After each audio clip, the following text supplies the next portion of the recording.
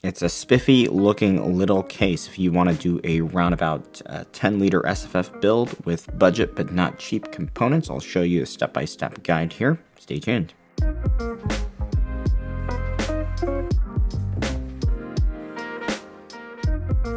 Welcome to Machines More. We're going to do a build in the Fractal Terra today. Really nice looking case. Definitely not a cheap case or a budget case, but I think some of the components that we'll be deploying in the case will be more on the budget side. Again, not cheap, but I think it'll work quite well. A lot of you will be doing this as an HTPC or a 4K TV type of gaming system. This could work just fine as a regular gaming system.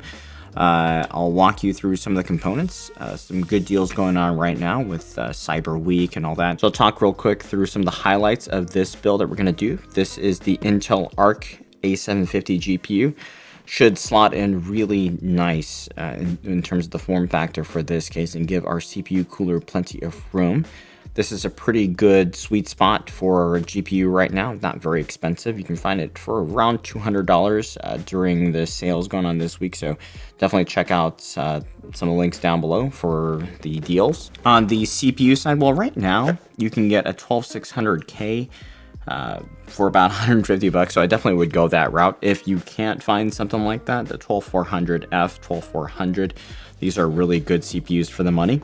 I know it's about almost 2 years old right now at this point, but still represents a really good value. And with the GPU that we're using, even if you were to run, one of the new CPUs, you're not going to see too much of a difference in terms of gaming because you're limited by your GPU. So really no point in spending too much more on the CPU.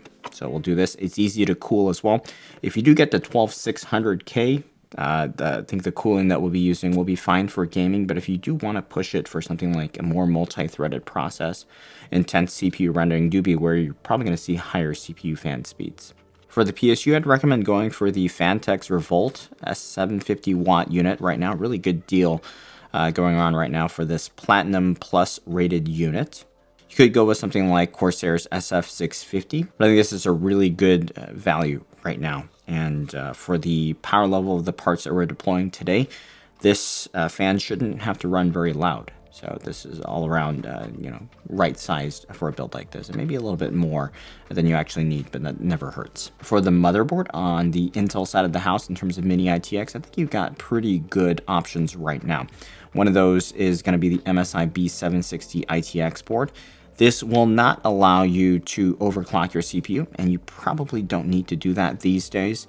For the 12600K, 12400F, this will be a very good motherboard choice here. The one I've got here is DDR4, and that means you can use memory that you may already have from a previous build, or get pretty cheap memory right now. There's also a DDR5 version of this board, so if you want to go for that, that's totally going to work. Just make sure that you get DDR5 memory, and that's going to run you maybe $20–30 more for a 16GB kit. Not a big deal, and you can use that for future CPUs as well. So there is that consideration. But for today, we're going to be sticking with DDR4. The performance gains in terms of the GPU that we're pairing with, you're probably not going to see a huge amount of difference. So as long as you get a kit that is right-sized for your budget, you'll be just fine. So those are our main components that we'll be deploying in here. I'll show you the detailed rest of the components that we'll be putting in the step-by-step guide here. So let's head on over, and then we'll do some performance benchmarks, and I'll show you how it all works. Okay, so here we are. This is the Fractal Terra. Looks great. This is a jade green version. There's also a few other colorways you can go with, but today we've reviewed this case. And we'll just open it up. You take off the panels like this to make the building process a little bit easier. Just toggle this lever here. And the best way to do this is just to take off all the panels. Top one comes off with this little loop here. Slides right off. And you can put these panels away. So we'll put them right back on the case towards the end, because you really won't need these. So it should look something like this. I'll talk through the case real quick so you get an idea. This with the riser cable end here like this. This is the motherboard side. Motherboard's going to go here. Your power supply is going to go here. This is a sandwich case, so the GPU gets its own compartment on one half of the case. With this case, you can actually set it up to however much room you need to give your GPU. If you're not doing the build with the Arc GPU, then you'll just measure accordingly. This GPU, and you can kind of confirm it for yourself, 40 millimeters. Okay, so it's a very thin, by today's standards anyway, it's a pretty low profile 2-slot card. Okay, and that is actually great for this case because it allows us to give the CPU cooler as much room as possible. What that means is we'll set up our case to position 1. All right, and so when these dividers, the divider screws at the bottom and also the top here are loosened, we'll just slide it over to the maximum CPU cooler position. The CPU cooler I'm recommending to go with for this build is not actually going to be 77 millimeters. That's the theoretical max that you can use in position 1. We want to give the CPU cooler a little room underneath the side panel because I've noticed there could be some strange noises when you have the cooler fan too close. So we'll run us lower than max CPU cooler, which I still think will be perfectly fine for the 12400 or 12600K. Okay, so once you move it over to that position 1, just lock it in place. So you'll see the GPU chamber is going to be narrower than the amount of room we'll give the CPU cooler on the motherboard side. First thing, let's identify some of these cables. This is going to be the USB-A header cable that connects to your motherboard. This is the USB-C header. If you're doing the build with a motherboard like I am, you'll have this header. Some boards, if you have an older board, may not have this USB-C header, and that's okay, you can just skip that. And this is the single front panel connector, which is the power switch. That's pretty easy for first time build to manage so few front panel cables. So we can set this aside and we'll just work on the motherboard first, get things ready, and then we'll slot it into here. Hardware that you'll need from the Terra accessory kit. You can pull out 4 fan screws here that we'll need.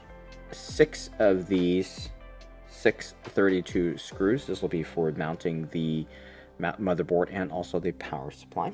Motherboard here, this is the B760i from MSI MPG. First thing we'll do here with this motherboard, I'm just going to unscrew the M.2 heatsink. The driver that we'll be using today is the Western Digital SN850. You can find this 1 terabyte size for about $70 to $80 this week, and that's a really good deal. So definitely start with a terabyte for storage these days. We'll just slot this in to the motherboard like that. This board is fully compatible with PCIe 4.0 M.2s on the front and the back. We'll just slot this drive in gently, and then you can take your screw here and just attach that. Make sure that the plastic cover on the thermal pad is off. It needs to make contact here, and you can just place this back on. On the back, there's another slot here. If you ever want to expand in the future, maybe you want to do that right now, just put that on the back here and install the M.2 screw, and that'll be it. So with that done, we can go ahead and just pop in our CPU. Be careful here with this because you've got all these exposed pins here and you don't want to bend any of these. Don't open it until you're ready to install it. What you do is have the CPU with the lettering facing up. Okay, you should be able to read it like that. Put it in gently, and then we'll just put this cover on. It's going to snap right off. Okay, and then press down on this lever and hook it in. Okay, and that's it. So what I'll do now is mount the CPU cooler. Our cooler today will be the IS67 from ID. I've reviewed this one in conjunction with this case. It's a very decent cooler for the price. The primary benefit over the stock cooler that you could get with the 12400, of course you don't get a cooler with the 12600K, is going to be the noise, and you can run fan speeds at a less audible level. The hardware kit is very nicely organized, and so what we'll do is pull the ones that say 1700 on them. That's these black spacers, okay, because this is a LGA 1700 socket for the 12th gen and above. You'll need to break these apart. Pretty simple to do. Let's do that right now. Set them aside. Okay, inside the hardware box for your cooler, it's going to be a back plate here. This is going to mount to the underside of the motherboard. And we'll take out these cap screws over here. Flip your motherboard to the back. We'll put this back plate on here. Okay, that'll slot on. You'll see this go here, 4 holes. And you'll find these rubber spacers inside the hardware kit underneath the nuts. So we'll mount those above the board first. And this will kind of hold the back plate in place. And we can place the black spacers over like such. Take a close look here at the mounting bars. We're going to position the stubby portion facing towards the inside, and you'll just overlay it onto the standoffs from the back plate, and then hand tighten these nuts. With Intel, there's going to be 2 ways to install these bars. You can install them vertically, and that will position the heat fins of the heatsink horizontally. With a case like this, where the airflow can go top to bottom, it does help sometimes to orient the heatsink so the heat fins are vertical. It's not a huge deal, so if you choose to run your heatsink with the heat fins like this, that's totally fine too. And the way we'll put the cooler is going to be slightly overlapping the I/O heatsink. That gives us infinite clearance, and we can install our RAM pretty easily and swap it out if we have to. Reseat it. That's going to be a huge plus there. Also, it lets us access these ports very easily, right? Because if you did it the other way around, that would be a little bit more difficult to do that. Okay. Cooler does come with a tube of thermal paste. This is a slightly longer IHS. So in addition to the typical blob in the middle like this, we can also just do a couple dots in the corners. Now, this stuff is pretty thick, so if you wanted to spread it with a spatula, that's totally fine too. The thermal paste that ID Cooling includes is actually pretty good. I've tested it before against some aftermarket pastes, and this one tests out pretty favorably. You got to make sure that the cooler is lined up with the mounting holes. I've unscrewed the fan to make it easier to access. You don't have to. You can actually install this cooler with the fan on if you like, and just turn the screws in an alternating fashion until they're tight. Alright, so it should look something like this. If you didn't do this before, install the fan cable now. If you're using this board, it's going to be the top left one for the CPU cooler fan. And the fan cable, we can kind of loop this around like this to keep things tidy. And if you did take off your fan, you will screw that back on right now. So the cooler fan installed, we can slot in our RAM sticks right now. Okay, this is the Crucial Ballistics kit. Just open up your RAM slots like that, and insert it, and then make sure you hear it click. You want to press down firmly. Okay, and you'll see that this latch closes if you do that. Okay, so both should be firmly in there. Kit I have here is a 3600 megahertz kit. If you're going DDR5, I'd say 5600 megahertz is a sweet spot to go for. CL36 or CL40, something like that. This is a CL16 3600 megahertz kit for reference. Okay, at this point, what we've done, we've installed the CPU, we've installed the drive, and the cooler is on top, the RAM is in, cable's plugged in. Let's do the power supply cables real quick, because what I'm going to do is install it here, and then we'll actually position our power supply in as well. First cable you're going to need is your 24-pin ATX. Pretty obvious which one it is. It's got this big rectangular side and then 2 ends here. So what we'll do is plug this in to the slot on the motherboard. Make sure that the latch is facing the outside of the board. Okay. It's important that you double check and make sure there's no gap here and that it's securely in all the way. The other cable you'll need is the CPU EPS cable. This can be identified where it says CPU at this end, PSU at this end. Most power supplies will have that kind of labeling. Again, latch facing out or up, and just make sure it's securely installed there, right? No gaps. Okay. And then we go back to the case. We'll have to turn the motherboard upside down right now and position it over the standoffs. Okay, those are the 4 standoffs that you have with this board. Now before we screw the board in, there's something that you may want to do, and that's install the sole case fan in here, because this will actually plug into our motherboard and it'll be hard to access at that point. So the fan I'm doing this build with is the Cooler Master Mobius non-OC. It's just an example for this build here. The fan's around $24. Not a cheap fan, but certainly it's a good fan for this build. You only have 1 fan, so you don't need to go crazy and get, you know, a $30+ fan. This can just slot in right here, and we'll just do it that way.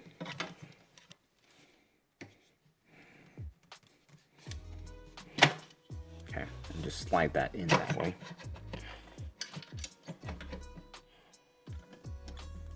And with this still here, you can go ahead and pop the fan cable into the middle spot. That's usually for an AIO pump.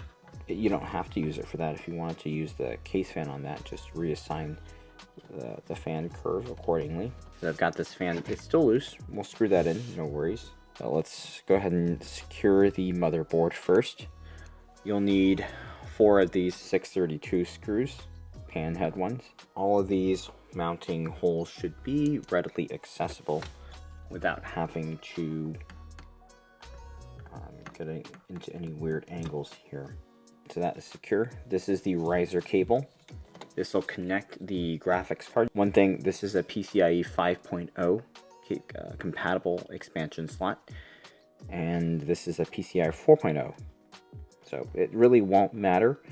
I've tested this with PCIe 5.0 expansion slots.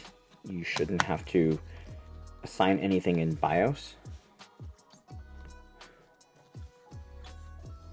Just make sure this is firmly installed. Based on the state of the GPUs right now, having a PCIe 4.0 in this slot, it's not really going to limit your performance. We're not really even saturating the bandwidth of the PCIe 4.0 cable yet. Make sure that's firmly slotted in there, and then you can go ahead and secure the fan right now. You got 4 holes here. Just take the fan screws that came with the case, or you can also use the one that come with a fan. Doesn't really matter. I've got this fan oriented as an exhaust. Okay, so you'll see the labeling at the bottom, and what this will help do is pull in air through the side panels. If we were to install it as an intake, that will bias the airflow outwards, and with the CPU cooler wanting to pull air inwards, and with the GPU cooler wanting to pull air inwards, that's going to work against it, so it'll be counterproductive. One thing you'll notice here, you still got a good centimeter or so of space between the cooler and the side panel, right? There's a good amount of space, and that'll help with the turbulence I was talking about earlier. Okay, we can install the front panel I/O cables. The first thing you can do is this USB-A header right here. There is a little protrusion here that you'll line up with the header, the USB-C header in. And the power switch, this one is little bit tricky on this board. All right, on this board, the location for your power switch is going to be right here in between the M.2 slot in here. So there's the two rightmost inner pins. Let me install it and then you should be able to see a little bit better. Okay, so that is where you want this. Okay, and then we can kind of snake this cable in between the M.2 heatsink and the expansion slot. If needed, you could also take out the riser cable or just not install that yet. So at this point, all of our front panel cables are connected. We've got our power supply cables ready to connect to the power supply, and the fan is in, motherboard's all ready to go. So we can turn our attention towards the power supply now. For the Terra, the power supply mounts to a cage, says PSU. These are your power supply screws. You'll need 4 of these. Okay, it comes with 4 of them. And those will mount to the 4 corners of the power supply. We're going to do the fan like this. It'll be facing out. So you'll have this side facing the inside of your case, and that'll mount to the case like that. One thing you can do with this case, and this is completely optional because our power supply is not a flow-through type of cooler. It does come with these standoffs. You could install these standoffs. It does make the power supply a little bit more unstable because it doesn't brace up. The bottom side of the power supply doesn't brace up against the center divider, but this does bring this closer to the outside and can help the unit draw a little bit cooler air. But what it'll also do is space out between the power supply and the divider so that you can use that space in between for some cable management, and that can be helpful. It'll help us here wrangle some of these cables up. Okay, we do have these guys here. What you could do beforehand is use a zip tie or one of their included Velcro tabs to kind of, just give it a little pre-management here. If this is your first time building, I probably wouldn't use the zip tie because you might have to undo it later if you find that you didn't connect something the way you like. Okay, you don't want to put too much stress on the cable. I try to get it over here, okay, between the divider like that. We'll go ahead and connect one of the PCIe power cables. This is going to hook up to our GPU, so we will want to organize it at this point before we install it. Okay, and you just take this end here, it says PSU, and just slot it into one of those. Okay, where it says CPU/PCIe. We have our motherboard, have our 24-pin cable that's connected to the motherboard. We can go ahead and install it right now. Where it says motherboard, we'll just plug these guys in. Just like that. And that's the advantage of having a fully modular power supply, because then you can do any order you like and only use the ones you need. This is the CPU's EPS cable. We can just plug that into one of these as well. If you're running a 2.5-inch SSD or HDD, you'll use these to get to the SATA power. We're not doing that in this build. And really these days with the price of M.2 storage, I think that's getting less and less popular. Loop that over the top here for now. And we'll still have an opportunity to organize it. This isn't necessarily going to be the final placement of this. But we'll just try to position the power supply. Okay, and then we'll kind of hold it up. And then we'll turn our attention to making sure it's connected to the center divider and the power supply. We'll take another 2 of these 632 screws and just thread them in. If you're not using the standoffs, this will just thread directly into that cage here. So either way, the process is going to be the same. Just kind of straighten these out a little bit. You can see kind of using this compartment here for the cable management can be helpful. Now just to make sure that the headers are still connected, we do want to make sure the fan is not impeded. Unfortunately, there isn't space to put a fan grill. Normally with this type of orientation and the cabling here, I'd put a fan grill, but you really do want to make sure that the cables are out of the intake path of the fan.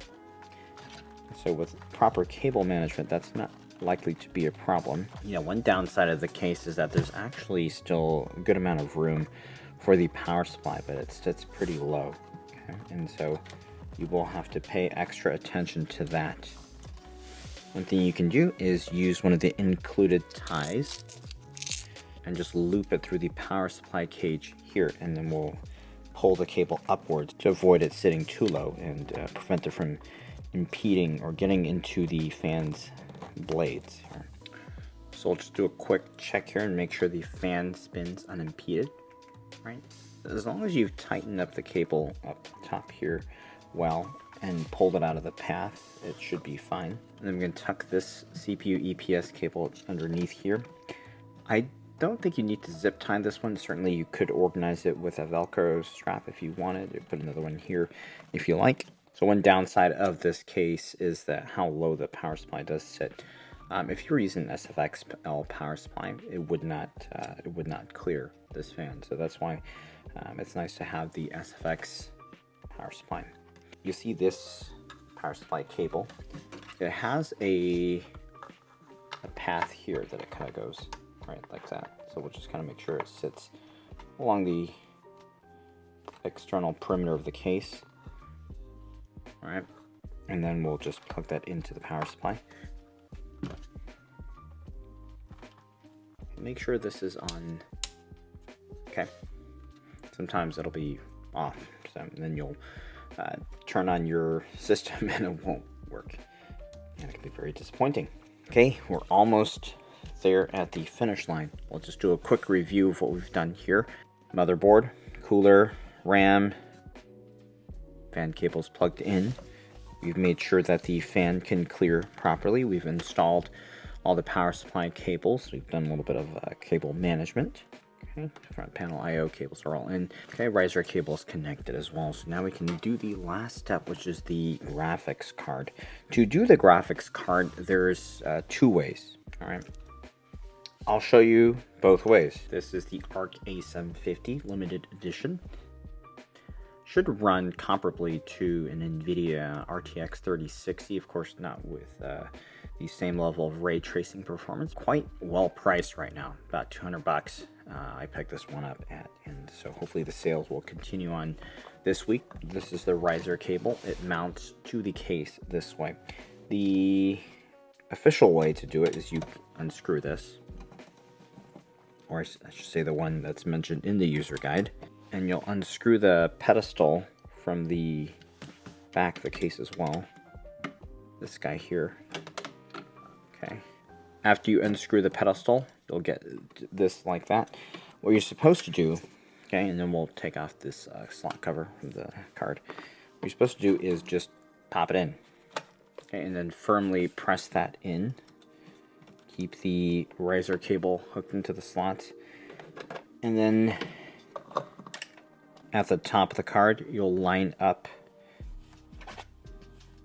the hole here. You can see this. I'll show you right after I thread this in. A little bit tricky because you're doing this while balancing the card overhead. Okay, so then you can just thread this in, and you're supposed to tighten it down all the way because you're going to have a hard time accessing that. So you can go ahead and just take the screw, your driver, and thread this in. You can also do the second hole. I'm going to be taking it off real quick. I'll just do that one to show you right now. And then just put the screws back in to the divider, center divider. Make sure that's all the way in, and then install the divider back there. So that is one way to do it. I have done it that way before, and I don't like it as much. Simply because it's a little bit, I find it a little bit unwieldy to have to balance everything and install the slots screw at the same time. Now, the other way you can do it is just leave everything in place, assuming you didn't take this out yet, right? You can just line the card up to that slot. Okay. And just pop it in. Okay, make sure that clicks. What you end up with is a slightly more difficult to mount slot screw, which we can still start with our thumb. Well, that's called a thumb screw. You also need your index finger too. So you've got this thumb screw in partially glued in already. You can kind of use this hole here, and you're assuming your screwdriver is thin enough. Carefully, make sure your thumb is also helping it along. Just turn that screw down, and that way you don't have to remove the whole divider. You don't mess with the position of the riser cable. Everything is still here. That would be my preferred way. It's not as clean. I think there could have been some way to make this easily accessible from the top, but it is what it is. Now, with the GPU cable, I ran mine up through the back divider like this. That's one way you can do it. And then you can kind of, we'll manage it right after we install it, and you'll see how much cable you need. This is an 8-pin plus 6-pin. So you got 8 pins here, and then we'll do the 6-pin this way. Okay. And don't worry about these 2 pins that are hanging out there. This is the 8-pin side, and you're just using 6 out of the 6 plus 2. And that's perfectly fine. And then we can manage the cable this way, just tuck it under here. And at this point, you've done everything. The guts are all in place. We're just gonna have to close up the side panels. Okay, one thing I would really recommend doing is just to make sure that the fan is unimpeded, okay? Because you have easy access to everything right now. If you cinched it all down with a zip tie, probably unlikely to be a problem. Right? So everything spins fine still. It's still just one really tricky aspect of this case because of how tight all the underside of the cables are. So that's just one thing to watch out for. So then we'll just close up the case like we took it apart. Side panels will just close back up the same. We just toggle that slot and close that back up. Still plenty of room between the fan, and that'll help us avoid some of the turbulence induced noise that we've encountered with this case, as noted in prior reviews, because of these fluted cut side panels. They look pretty good, but that can cause some issues there. But I think you won't have any issues with this build. And just close up the top. So all done here, and I had a chance to put it through its paces. That's actually impressed me a lot. This GPU, the A750 limited edition, that exceeded what I thought a $200 GPU was capable of. Just for reference, a few benchmarks here. For Age of Empires 4 and 1440p was getting about 91 FPS average. This was with 1440p high settings.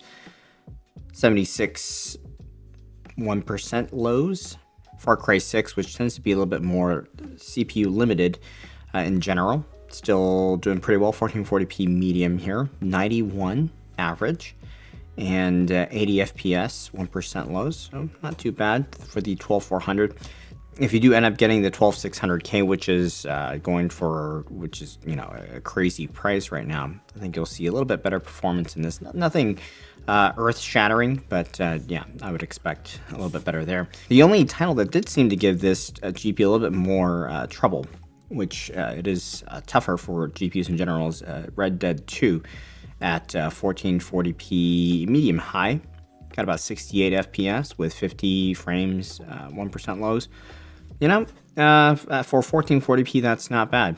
For Heaven 4.0, running at about 75, 76 degrees for the GPU in a 20-degree ambient room.